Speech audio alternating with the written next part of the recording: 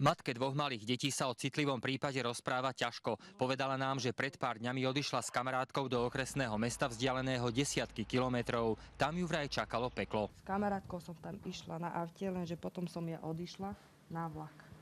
Na vlakovú stanicu. Bola vraj už tma, v okolí stanice si ju pravdepodobne vopred vyhliadla skupina násilníkov a vtiahli ju do kríkov. Čo bolo potom, na to len s námahou hľadá slová. Ma okradli kožák, kabelku, peniaze a nevedela som sa potom dostať domov a išla som domov na čierno. Bieli aj Rómovia.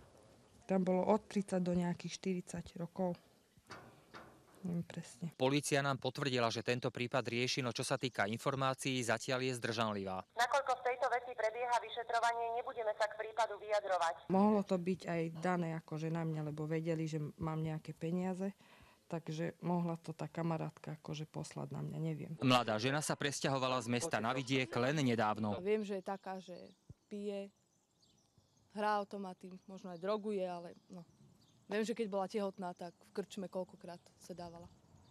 Pri pol deci, pri pive, cigareta, automat. Z južného Slovenska Denisa Cibulka a Karol Mindák, televízia Markíza.